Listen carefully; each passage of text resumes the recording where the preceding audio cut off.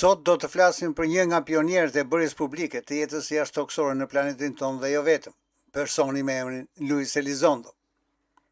Luis Elizondo është një nga figurat më të njohura në debati modern mbi UFO-t, apo UAP.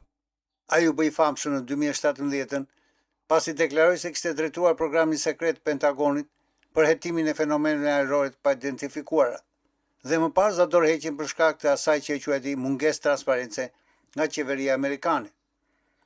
Emri i tij i plot është Luis Daniel Elizondo, i lindur në shtetin e Texas.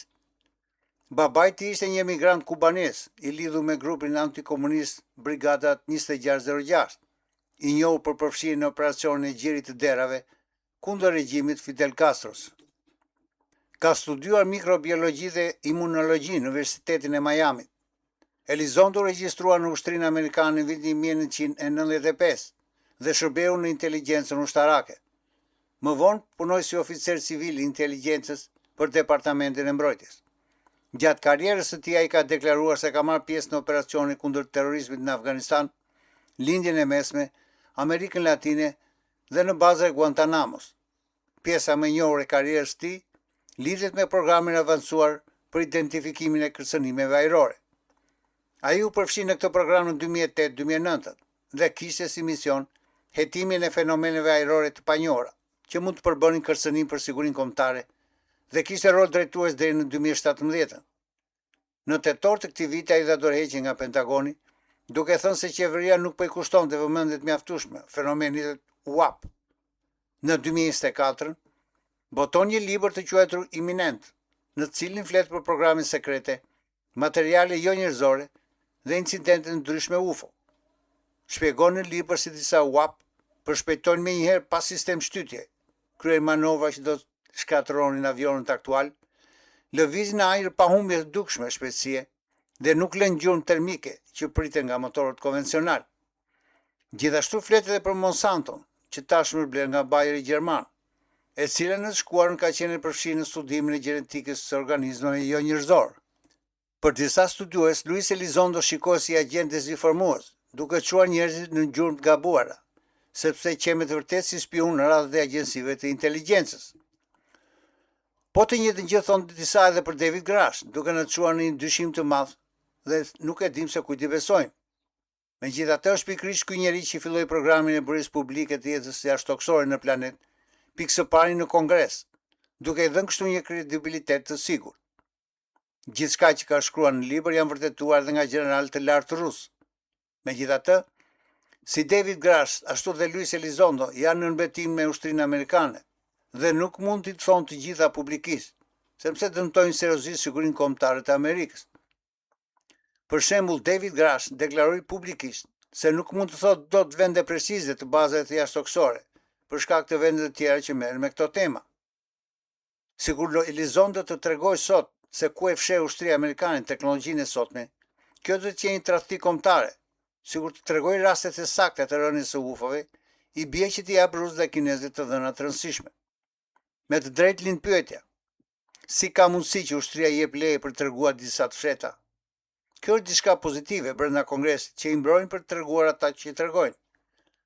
Natyrisht që ka dyrima brenda Kongresit dhe Pentagonit, ata që duan të bëjnë publike sekretet dhe ata që i pengojnë ato. Le të filloj me ngjarjet që Luis Elizondo përshkruan në libër. Në 1989, sovjetikët gjetën në Kazakistan një objekt të shkëlqyer cilindrik të rënë në tokë, në cilin u gjetën 4 trupa jo njerëzor, dhe për këtë incident nuk ka dëgjuar asnjëri. Është një nga sekretet ruse të fshehura më së miri deri në ditët tona. Për sa i përket presidentëve amerikanë, që kanë qenë në dieni të jetës jashtëtoksore dhe objekteve të tyre të rrëzuar, kanë qenë Trumani, Eisenhoweri, John Fitzgerald Kennedy, Lyndon Johnsoni, Jimmy Carter, Ronald Reagan, George Bush plaku dhe në fund është Donald Trump, dhe nuk është në këtë listë as Clinton, as Obama dhe as Biden. Një nga arsyet që nuk është treguar gjithë presidentëve e programit sekret të jashtëtoksorëve është se kur ti nuk di asgjë, është më e kollajshme ta rifuzosh si opsion kur e dëgjon nga të tjerët. Gjithashtu Elizondo mbështet punën e doktor Roger Leir, për cilin do të flasin në një emision të veçantë, sepse ka kaluar jetën me studimet e implanteve të jashtëtoksorëve në trupat njerëzor. Duket si çmenduri, po prisni dëgjoni se çfarë thot Elizondo.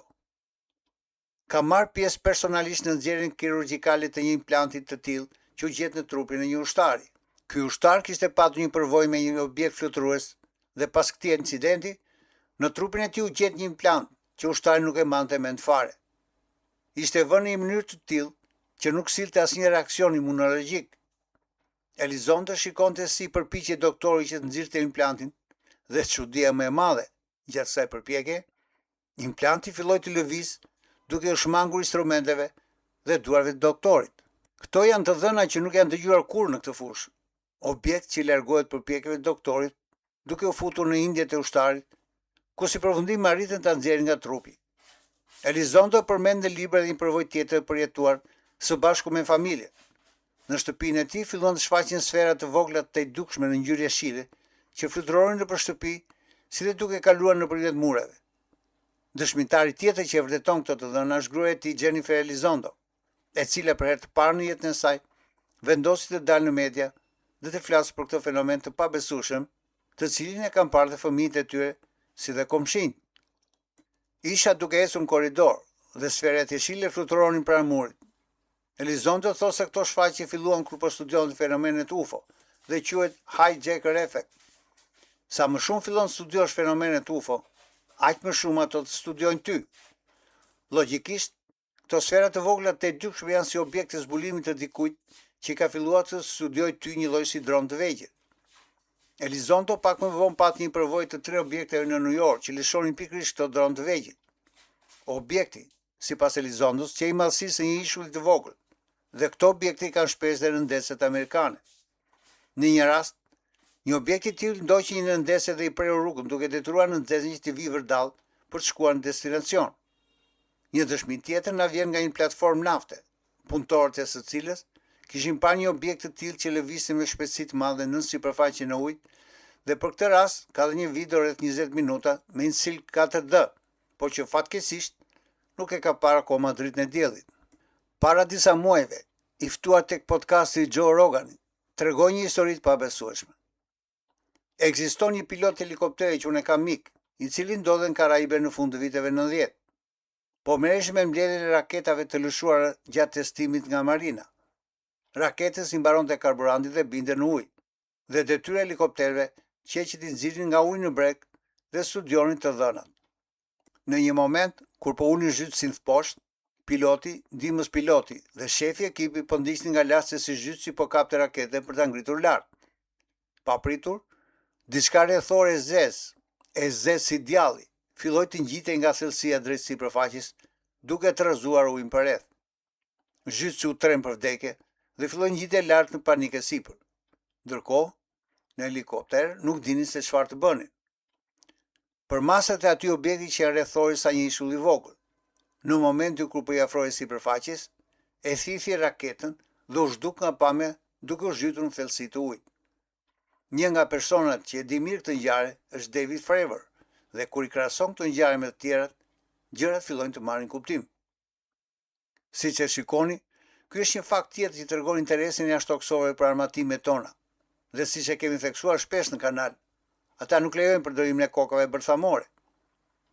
Ushtria amerikane, si dhe ushtria ruse në atë kohë, kanë kuptuar se aktiviteti i tyre ushtarak tërheq interesin në objekteve fluturuese jashtëtoksore dhe sidomos energjia nukleare. Për këtë arsye, këto dy ushtri kanë bërë edhe manevra për të rritur apo për shfaqjen e këtyre objekteve kastile me qëllim për studiuar lëvizjet e tyre. Nuk është vetëm Luis Elizondo apo fishkëllyes të tjerë të ushtrisë amerikane, por kemi të njëjta raste në Rusinë e sotme. Sipas generalit rus Vasili Yeremenko, e njëjta ngjarje ka ndodhur në fillim të viteve 80 në rajonin e Astrahanit, ku duke përdorur provokimet rusët arritën që të shohin në qiejt e tyre objekte fluturuese që kontrollonin armatimet ruse. Ashtu si dhe amerikanët, edhe rusët e kuptuan se ato objekte shfaqeshin kur testoheshin teknologji ushtarake dhe duke realizuar manevra të gënjeshtërta, studionin objekte që shfaqeshin në qiell. Sipas generalit rus Yeremenko, më shumë shfaqeshin në qiell sfera të shndritshme. Ky bë një fenomen aq i shpeshtë sa që personeli ushtarak përpoj të shmangte me dorë sfera. Në atë kohë, ushtria sovjetike nuk kishte idenë se me çfarë kishte të bënte, dhe kishte 3 sqarime të mundshme. Shfaqje natyrale që nuk i kuptojmë, teknologji e përparuar amerikane dhe varianti i tretë që e teknologjia shtoksore. Po të shikosh ushtritë e dy vendeve si dhe gjeneralët e tyre, kuptohet se nuk ja kishin ndese me çfarë kishin bënë, dhe ata që e dinin e mbanin të fshetë sekretin e tyre, një sekret ky që është akoma i fshetë. Dhe vim tani tek një temë mjaft interesante për cilin flet Elizondo në librin e tij, dhe që në fakt është një temë që do të një emision më vete. Bëhet fjalë për Monsanto, giganti kimik që na helmon për 10 vjeçar me radhë dhe që bleu Bayer. Elizondo thotë se në fillimet e saj kjo kompani kishte të bënte me studimin biologjik të entiteteve jo njerëzor. Dikush nga ju me të drejtë mund të pyesë se ç'lidhje ka një kompani agrokimike që përdor herbicide dhe fara për bujqësinë me qenjet jashtëtoksore. Kjo kompani sot është një kompani e urryer në të gjithë botën. Në 2005 u bë kompania më e madhe në botë prodhimi e fareve dhe sot ka 90% prodhim të fareve të modifikuara gjenetikisht, si dhe të llojeve të ndryshme të herbicideve. Në fund të viteve 70 dhe fillim të viteve 80, filloi të modifikojë gjenetikisht bimët, duke zënë sot vendin e parë në këtë fushë dhe duke pësuar sulme pothuajse nga gjithë media për substancat kancerogjene që përdor. Sipas Elizondos, kur amerikanët gjetën trupa në dishet e rrëzuara, kemi thënë në emisionin e shkuar se pamja e tyre që e tillë. Vunre se truri i këtyre qenjeve nuk qaq i zhvilluar që të përdorin në mënyrë të pavarur teknologjinë e tyre. Thelbi i asaj që zbuluan, që se këto qenje ishin klone dhe se historia bëhet edhe më e çmendur.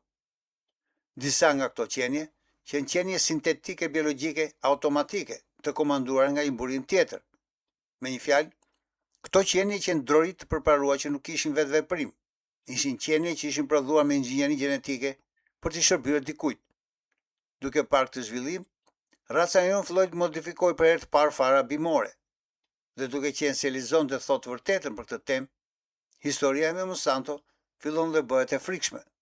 Është pikërisht Monsanto, prodhuesi Agent Orange apo agenti portokalli, së bashku me Dow Chemical, që u përdor gjatë luftës së Vietnamit nga ushtria amerikane, e cila natyrisht kishte shkuar në Vietnam për të çuar demokracinë.